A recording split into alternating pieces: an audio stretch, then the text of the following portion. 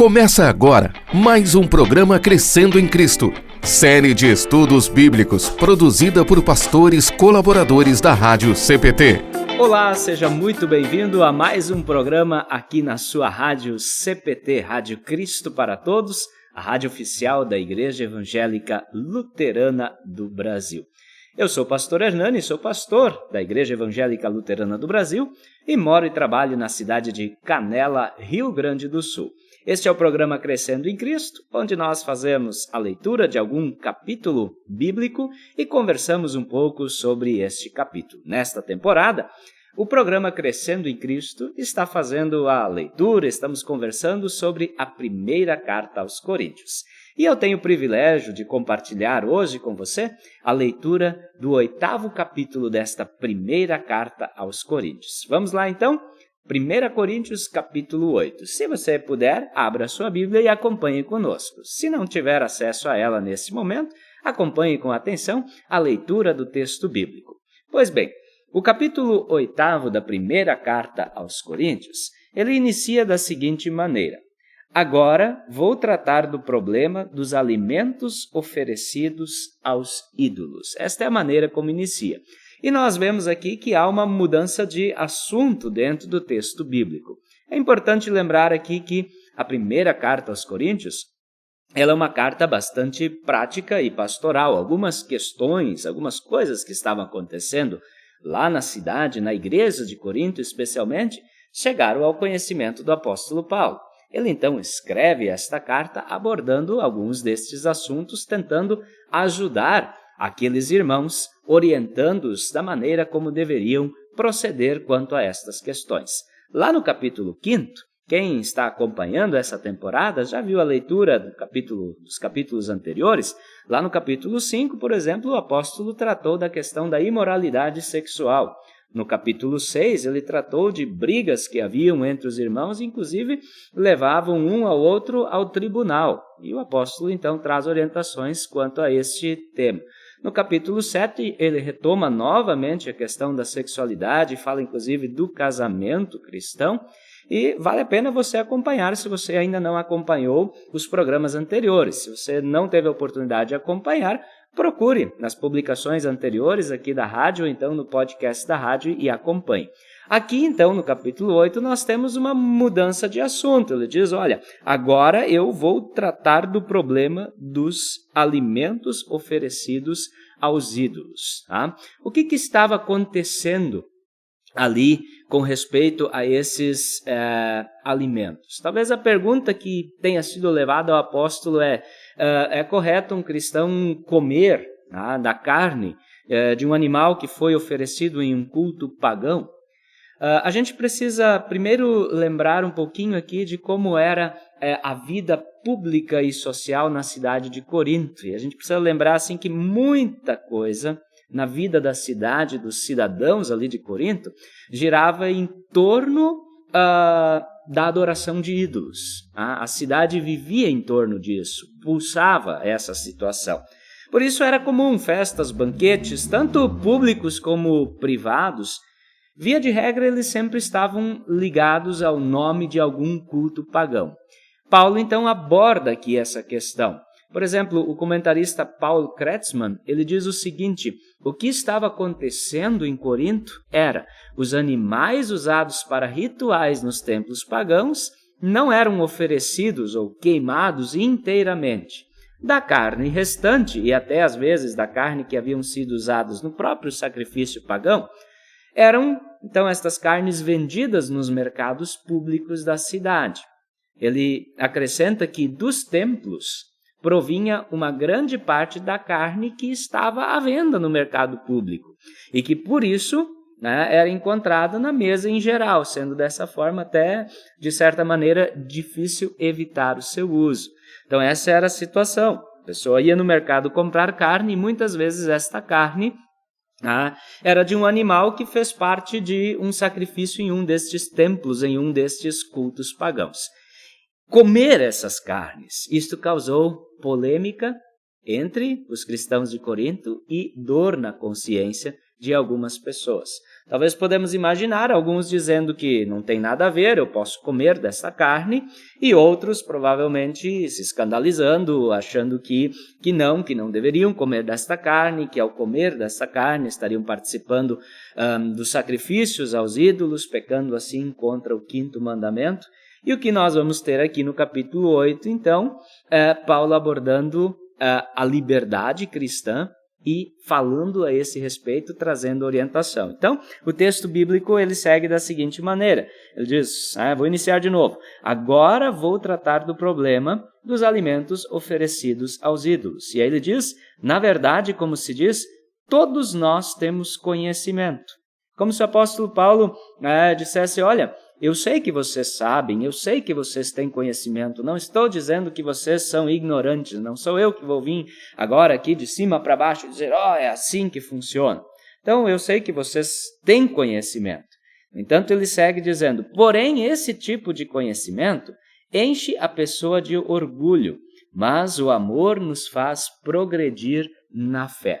Eu estou lendo aqui na Nova Tradução na linguagem de hoje. A tradução, conforme Almeida, Revista e Atualizada, diz assim, o conhecimento leva ao orgulho, mas o amor, ele edifica. Este é o ponto do apóstolo Paulo. Diz, olha, eu sei que vocês têm conhecimento, mas deixa eu dizer uma coisa para vocês. O conhecimento, pelo conhecimento em si, ele apenas leva para o orgulho ou ao orgulho. Deixa a pessoa orgulhosa. Eu sei. No entanto, o amor, ele edifica. Percebam como já aqui começa a ser preparado o terreno para o que vai ser dito lá no capítulo 13, que é um capítulo bastante conhecido. Chegará a hora que vamos fazer a leitura aqui do capítulo 13 no programa Crescendo em Cristo, que é o conhecido hino ao amor. Então ele diz, olha, o conhecimento ele leva ao orgulho, mas o amor ele edifica. Depois, o apóstolo Paulo, mais adiante, vai chamar a atenção para todas as coisas, com base no conhecimento que eles têm, é verdade, mas que esse conhecimento ele deve estar submisso ao amor. Esse é o ponto que vai ser ressaltado aqui. E aí ele segue, diz assim, a pessoa que pensa que sabe alguma coisa ainda não tem a sabedoria que ela precisa. Mas quem ama a Deus é conhecido por Ele.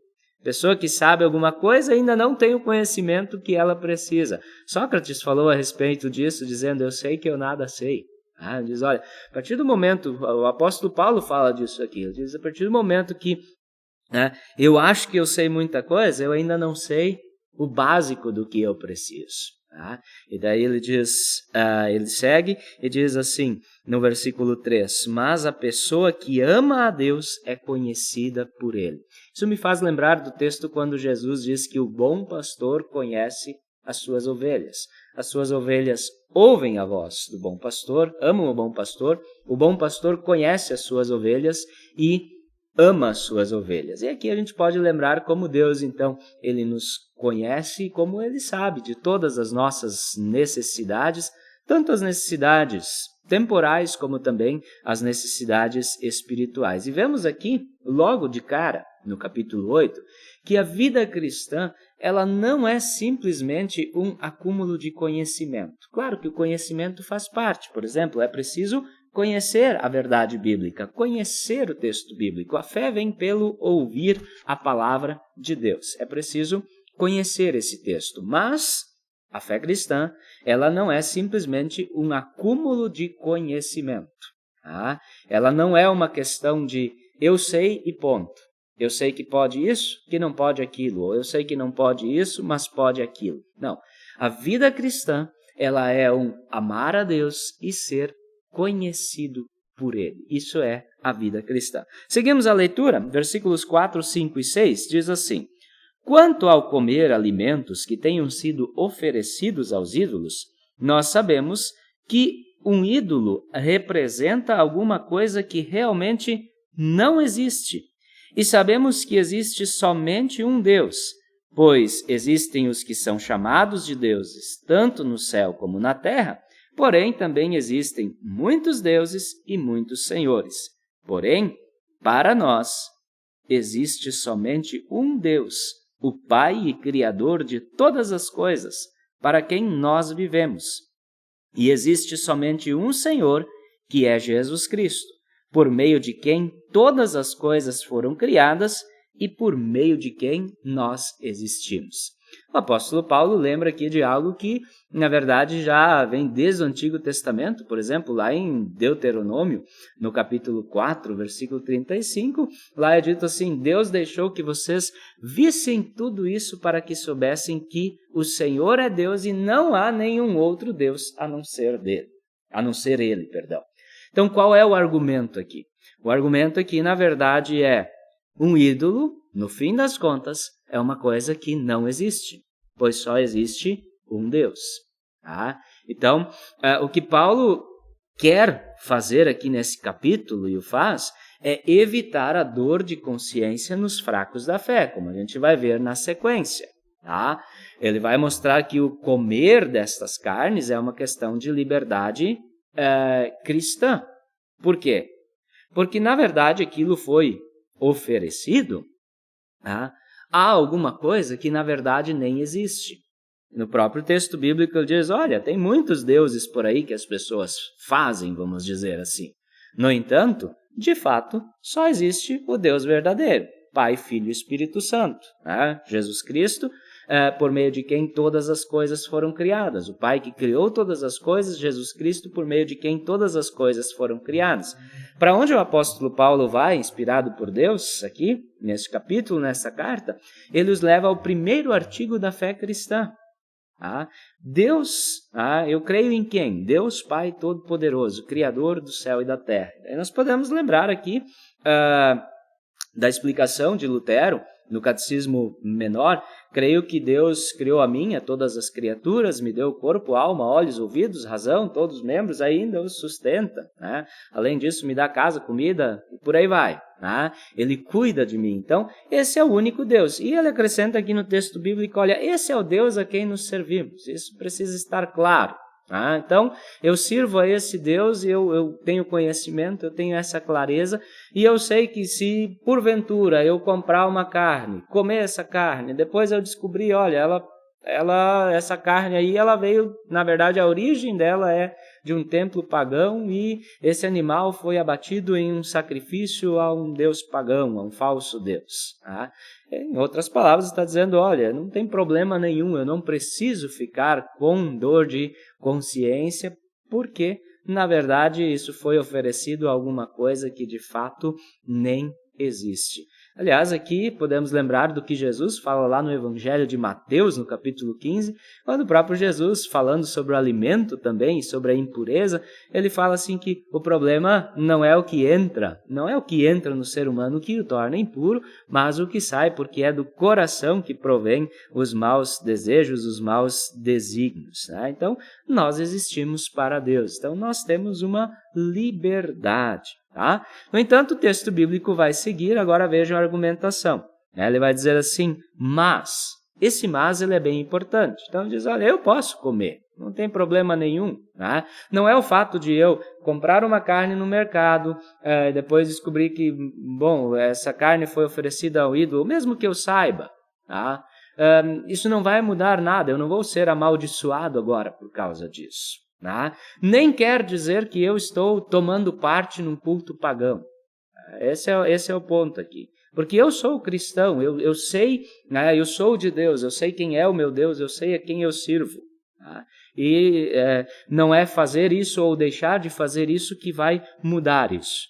Mas, versículo 7 inicia com mas. Ele diz, mas nem todos conhecem essa verdade.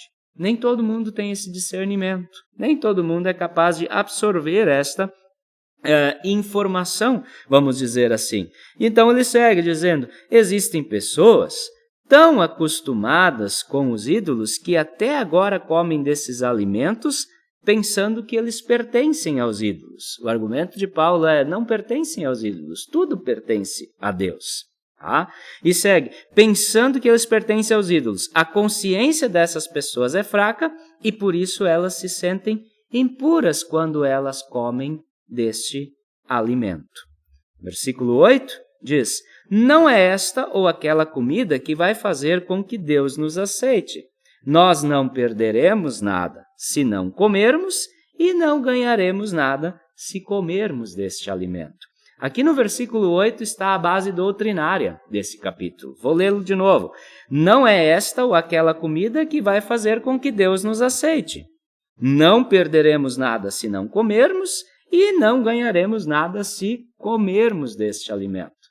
Em outras palavras, não vai fazer diferença. Eu sou de Cristo, nada vai mudar isso. Eu sou de Cristo. Eu sou salvo por Cristo pela graça, não pelo que eu faço, não pelo que eu deixo de fazer. Então, em outras palavras, tanto faz como fez. Nem ganhamos nada se comemos, nem perdemos nada se não comemos. Então, está dentro da nossa liberdade. Vem outro mas, versículo 9. Mas tenham cuidado para que essa liberdade de vocês não faça com que os fracos na fé, caiam em pecado. Porque se uma pessoa que tem a consciência fraca neste assunto vir você que tem conhecimento comendo alimentos no templo de um ídolo, será que essa pessoa não vai querer também comer desses alimentos oferecidos aos ídolos? Assim, este cristão fraco, este seu irmão por quem Cristo morreu, vai se perder por causa do conhecimento que você tem. Desse modo, pecando contra o seu irmão e ferindo a consciência dele, você estará pecando contra Cristo. Veja o argumento. Como é que nós pecamos contra Deus? Diretamente contra Deus? Na verdade, nós pecamos, claro, quando transgredimos aquilo que Ele nos ensina, a sua santa vontade. Mas, na verdade, nós não temos como deixar Deus numa situação difícil. Ele se entristece porque nós não fazemos aquilo que é direito, aquilo que é certo. Por quê? Porque Ele nos ama, Ele quer o nosso bem. E ao transgredirmos a sua vontade, vamos contra o que é o melhor para nós também. No entanto, se nós olharmos os 3 primeiros mandamentos, eles tratam da nossa relação com Deus. No entanto, por exemplo, se Deus não ocupar o primeiro lugar na minha vida, Ele não vai ser menos Deus por isso.